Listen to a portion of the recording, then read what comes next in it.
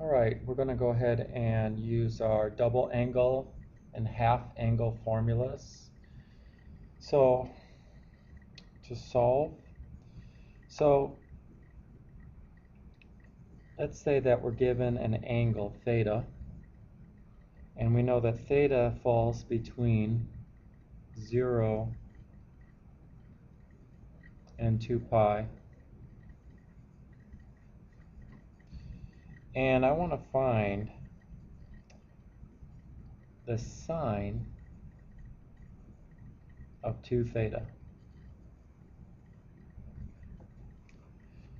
Okay, so given we know that the sine of theta is equal to 3/5. Okay, we also know that theta, this theta here, is between 0 and pi over 2, but not including them. So we're going to use a double angle formula to solve this. So the double angle formulas are on page 484 in your textbooks. The formula for a double angle for sine is 2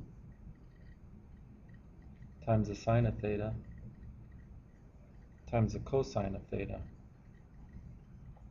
Okay, so basically we know the sine of theta is 3/5, so 2 times 3/5. The cosine of theta, we need the x value here. Well, we know theta is in the first quadrant, and so since theta is in the first quadrant, quadrant 1, x is positive and y is positive. So maybe you can see this. Let me draw a little picture here. We have a radius of 5. We have a y coordinate of 3. And so what is our x value? So using the Pythagorean Theorem, if we square these and subtract them, 5 squared is 25. 3 squared is 9. Subtracting, since we know the hypotenuse, we're going to subtract instead of add, 16. And then take the square root of that, we got 4. So the cosine of theta is going to be 4/5. Okay, multiplying those together, 2 times 3 is 6, 6 times 4 is 24. We get 24/5, and that is our answer. Alright, so now let's say that we want to find the cosine of 2 times theta.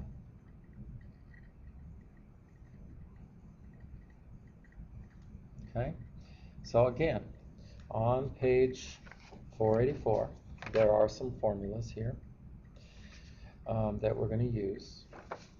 But before we do that, we need some more information. No, actually, we're going to use the same information that we were given right here. We're going to use the same information. Okay? So now there's 3 formulas, 3 double angle formulas for cosine. Which one do we want to use? Well, the first one's cosine squared theta minus sine squared theta. The second one is 1 minus 2 sine squared theta. And the third, 2 cosine squared theta minus 1. Hopefully you're following along in your textbook. Well, since we know that the sine of theta is 3/5, we might as well use this one. 1 minus 2 times the sine squared theta. Because we're given the sine of theta.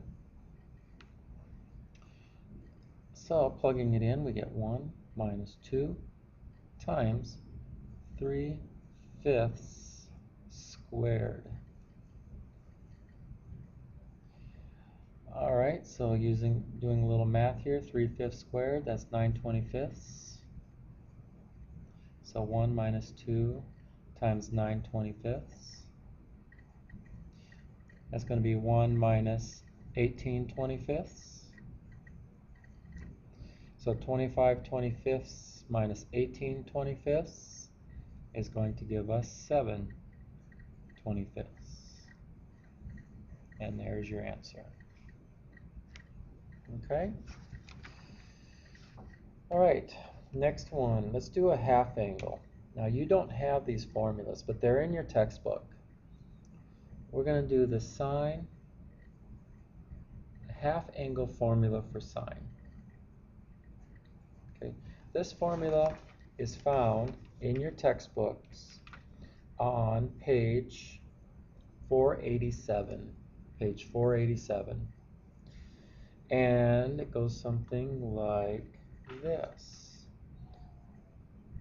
Plus or minus the square root of 1 minus cosine theta over 2. Okay? So, first of all,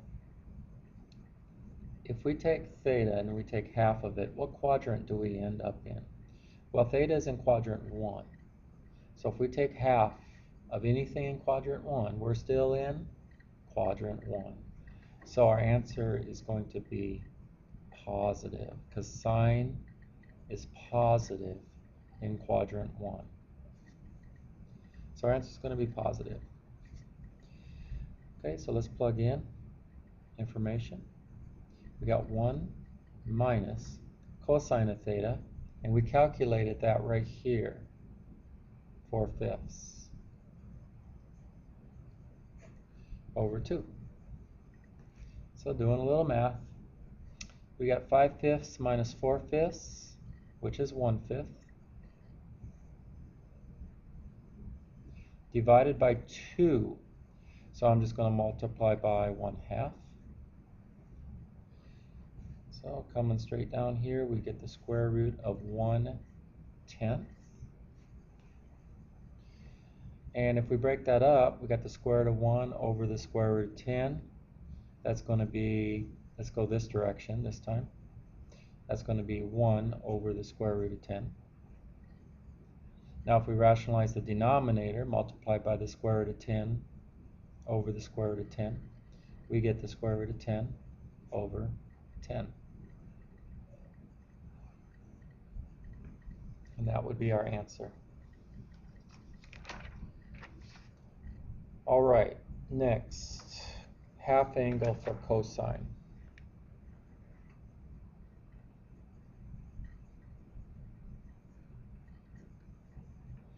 Oh, we're at 8 minutes. Okay, let's see if we can get this done. Half angle for cosine.